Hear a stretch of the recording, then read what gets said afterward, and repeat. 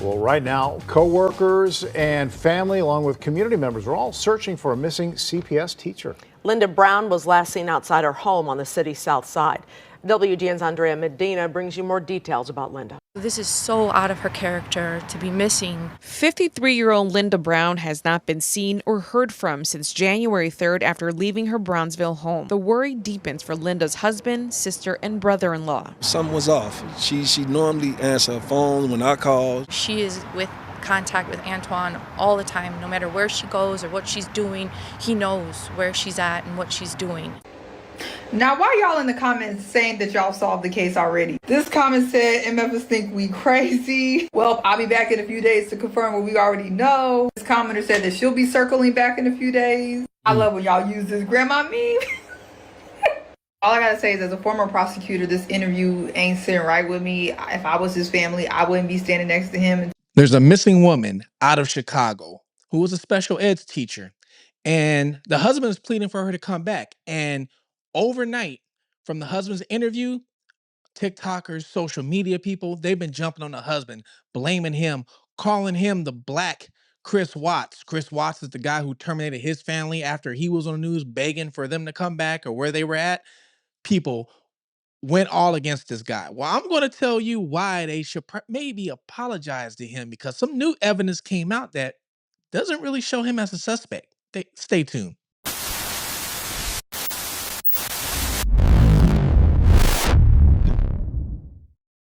Welcome to Fugitive TV. I am your host, Ray Marcel, where we take a look at cases of unsolved mysteries, unsolved cases, or even missing people. I've been doing a lot of that, actually. And we take a look at these cases from a different perspective, because I was once a fugitive on the run from the law myself. I was on the run for 15 years. I lived in all kinds of different countries under different names, ended up turning myself in. Now I'm pretty good, successful, own a few businesses. And now what I'm doing is talking to you guys and trying to look at the loopholes in some of these cases and shed a different light that maybe other people can't, all right? So today what we're talking about is a missing woman out of Chicago named Linda Brown. Now, she is a teacher, I believe a special needs teacher at that. The story goes, okay? And this story, I'm gonna give you some insight that some people are giving the husband uh, pretty much a backlash about it. They're calling him the Black Chris Watts. Chris Watts was the one who went online or went on the news media and was searching for his family and crying for his family. Come to find out, he's the one who terminated his own family. They're calling this guy him.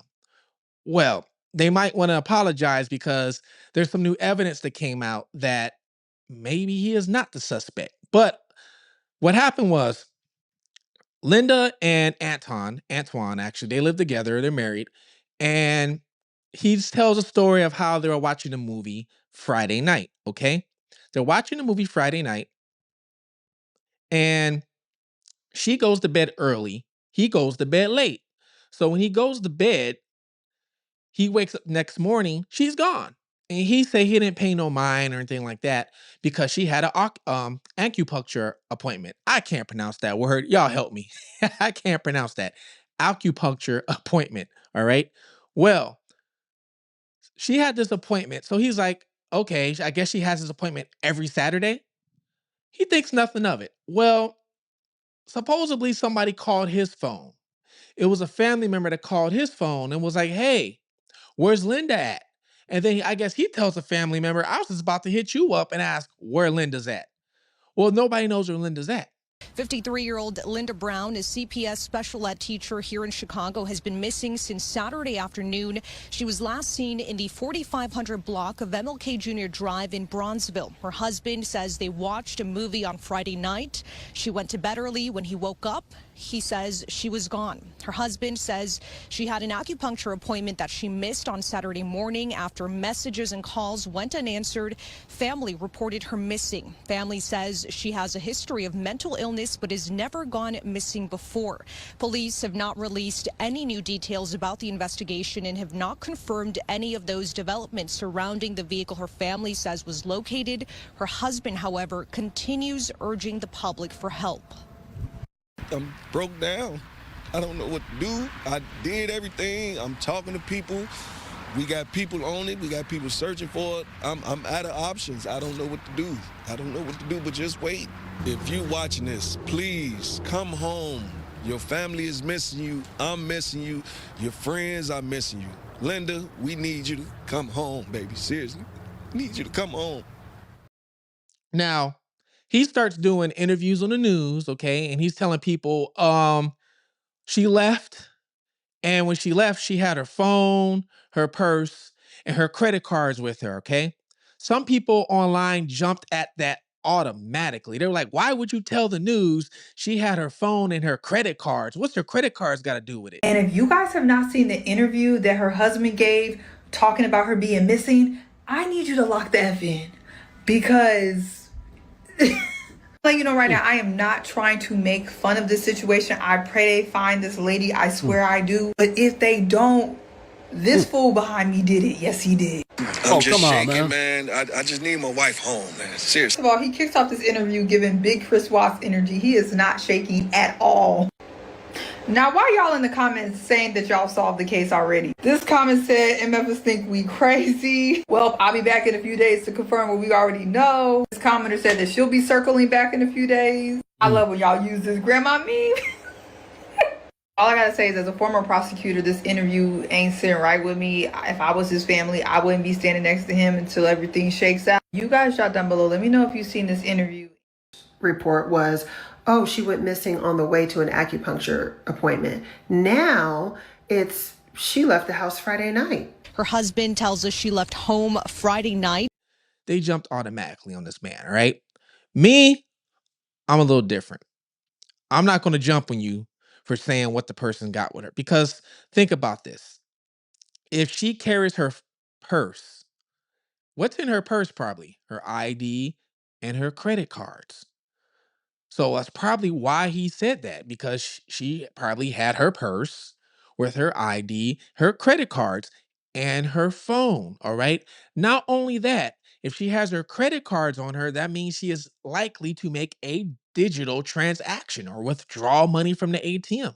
So if she's likely to do that, that means we can trace where these credit cards are being used at. Or if somebody did something to her and they stole her wallet and they took the credit cards out of her wallet and go to use it, we all know those credit cards are stolen now.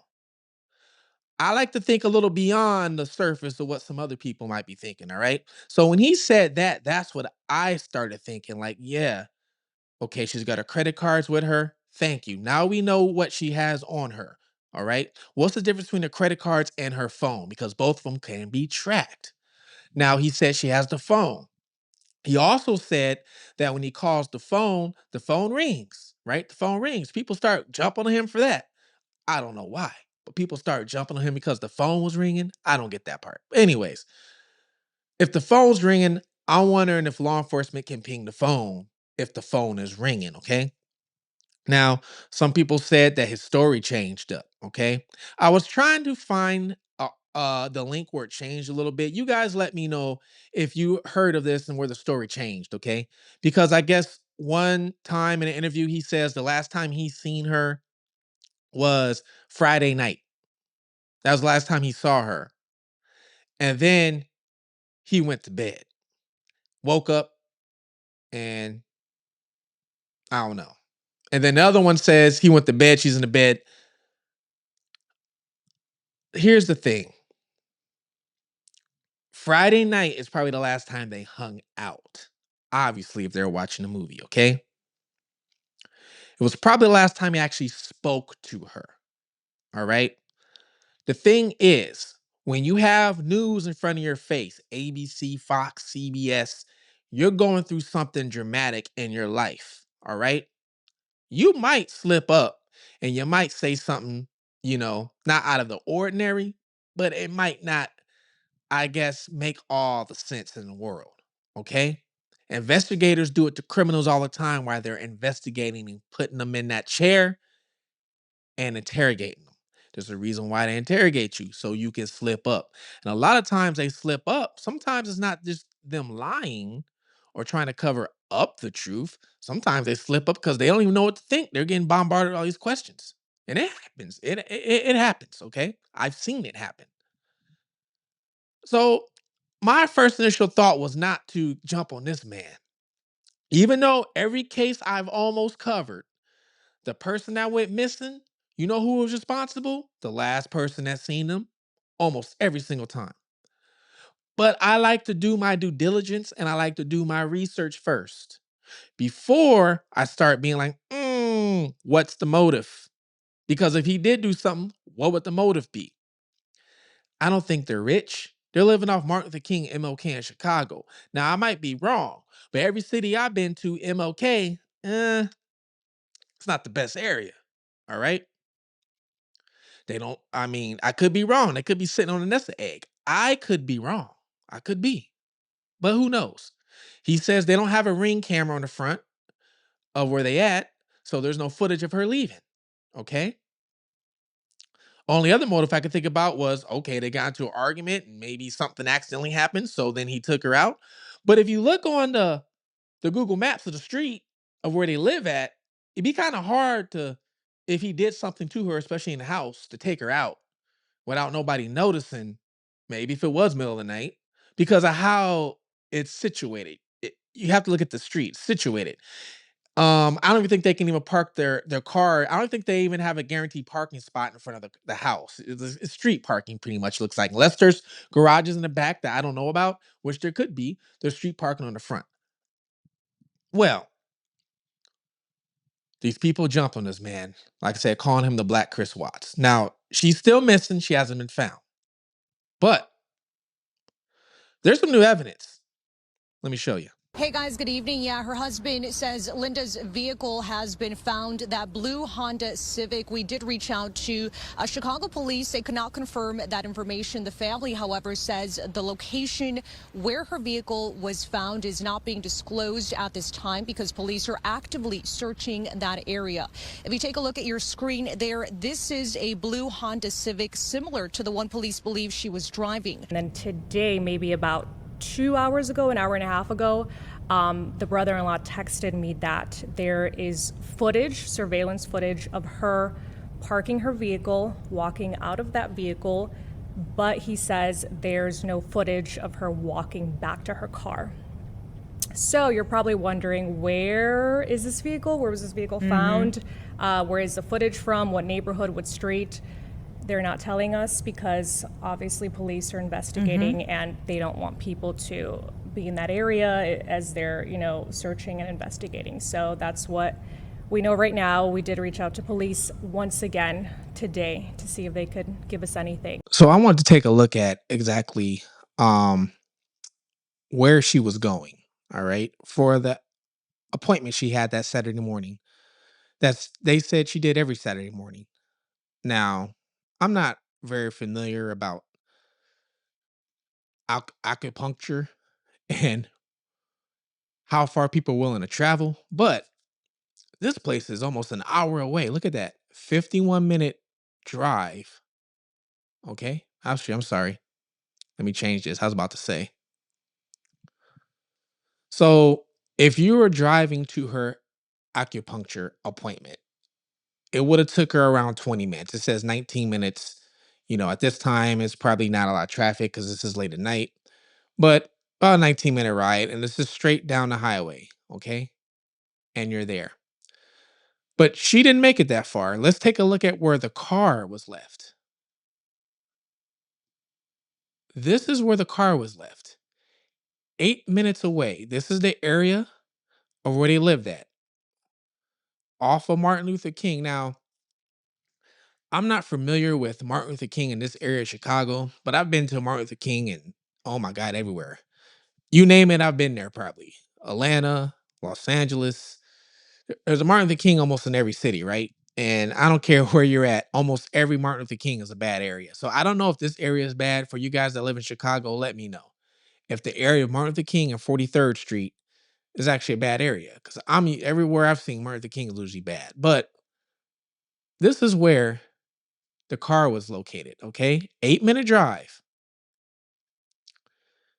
And it was dropped off somewhere here around 35th and Lake Park Avenue. All right. Now, there's apartments right here. They're not saying if it was dropped off in these apartments. They're not saying if it was dropped off at whatever the center is right here. They're not giving a lot of info. They're not saying if it was dropped off at this, just looks like a Jasmine house. All right. This is all they're saying. It was dropped off somewhere over here. Now, what happens if you drop the car off over here? There's a lot of places you can walk to. You can walk over this bridge. It's a 35th Street pedestrian bridge and end up in this park over here. And you got nothing but water. Nothing but water right there. That's all you got, water. Okay? Hopefully, they don't find her in this body of water. And if she did go in this body of water, it's going to be very hard because that's a big body of water. But they're not saying exactly where. They're just saying all they said was it was dropped off at this around this area. Okay? These people look like they're riding bikes, right? So this is some sort of a trail for people who can walk, or it looks like ride bikes. So obviously she was headed towards the direction of her appointment, but for some reason took a detour. And I'm trying to see exactly maybe where they caught her, like, getting out the car possibly. This looks like it's an apartment building. So somebody's gonna have a Ring doorbell camera there. That's a stoplight. If this is the area, I'm just trying to see if there's an actual camera somewhere that might, show you, give us a little clue, probably of where she dropped his car off at. Another side of this fence right here is apartments. Like I said, I'm not familiar with this area, so I don't know. I've been to Chicago before, but wait, look right here. Look right here. Ladies and gentlemen, we got 2 cameras. So this building does have cameras. So this camera looks like it might point at this fence. And she could be parking somewhere along the street. Let's go down here, see if there's any more cameras. Oh, yes. Another camera. I don't know if this is a light and a camera, but looks like could be 2 right here. So it's possible. I'm not saying this is where they got another camera. It looks like on the corner right here. You could barely see it, but it looks like there's a camera right here. Okay. But if this is where she dropped the car off at, this could be where they got the footage of her dropping the car off. I'm just guessing right now because they just gave us an area. They didn't tell us exactly where at. When I did that video showing you guys where she could have possibly dropped the car off at, guess what? Guess what? I was right. That's where she dropped the car off at. Linda's family member came on a live or on a YouTube channel and actually told the host that's where she dropped the car off at. I just saw it. And when I saw that bridge, I showed you guys that bridge. I said, this is where she could probably walk across towards that park and that water. But I hope she didn't go to the water. That's where she walked across. She dropped the car off there and walked across the bridge by herself.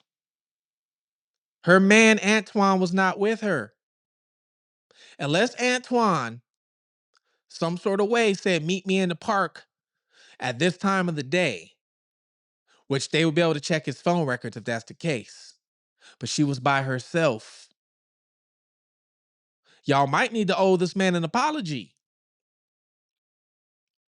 I'm just hoping she didn't walk off into that water. They said she has mental issues. They said stuff was going on with her. He even said that she took days off of work just so she can get herself situated. I just did another case Sydney Marquez, okay? Sydney Marquez, remember her? The young lady who was missing out of Houston, where she parked her car, left her car in a bad area of Houston, like Chinatown, and walked away from her car. And you see her on video walking away. And on that video, you see her walking away. You can see something ain't right mentally, right? You could just kind of tell. And she went missing. And her dad was on news asking, have you seen this woman? And then later on, what happens? Do you guys know what happened after that? They found her in the ring cam. The cops came, the cops questioned her. Now, when the girl left her car that first time, one thing I peeped out, she didn't have no backpack on. She was just walking. The second time they found her on the camera and the cops showed up and they saw her, somebody saw her, recognized her. She had a backpack on that would look like it was full of items. So I was thinking, she planned this. Either that or she had money on her and bought this backpack full of items so she can survive. Or she had that backpack hidden somewhere. She planned this. The first thing I thought of. And then the cops let her go. And then her dad's crying about she's missing again. I don't know if you guys know this, but supposedly she was found again for the second time. Cops found her again. And when they found her again, they realized something was wrong with her mentally, okay? They said she was yelling at the cops and walking around in circles. Cops realized something was wrong with her, but now I guess she's back with her family. So Sydney Marquez is supposedly found safe. She's one of the few that I have did a case on, videos on, that has been found safe, all right? Just to let you guys know. But the reason why I brought Sydney up is not to let you guys know that she was found safe. Sydney supposedly had mental issues. They said Linda does. There's a lot of cases nowadays of people having these issues and just taking off leaving, especially when they're now on their medication. There's a lot of it, okay? Life gets to you. I understand. Trust me, I understand. Life can beat you down into the dirt where you feel like you just want to be in the dirt and not come back up. I understand. I've been there. I know, trust me, all about it. All right. Well, if you see this woman, Linda Brown, she was a teacher out of Chicago, please locate authorities. Okay. Please make sure she's brought home safe because her family's missing her. And I myself, I'm not labeling Antoine a suspect just because she was seen on video walking away from the car herself, walking away over the bridge herself. All right. There's no video of her coming back on the bridge. If you're new to the channel, please like, subscribe, share everything. All right. Especially this video because it's going to mean a lot if somebody recognizes her or finds her. If you're returning to the channel, thank you so much for returning to the channel. And I realize my last few videos, I have not talked about it because I've been so passionate in these other cases. My book, Rare Redemption. Okay. I know some people have been waiting on this book. Trust me, it's just about done. I've just been so busy with doing this channel, covering these cases. And not only that, I have people reaching out to me to help them either with trying to find a loved one or trying to find whatever happened to their loved one. I have a lot of people reaching out to me, which is great that I can try and I'm in a position now in life where I can help other people. All right. But this book, Rare Redemption, is all about my life, how I grew up as actually a good kid. I was a great kid. I grew up great. And then how my life turned upside down after my 3-year-old son died when I was around 23 years old. All right. From there, it just went downhill, in and out of jail, all kind of things. Escaped, was on the run, and you name it, I almost been through it. Let's put it that way. Okay. But like I said, now I'm talking to you guys, trying to give motivation to the next person. This is Fugitive TV. Please like, subscribe, share. Till then, take care of one another. I'm out.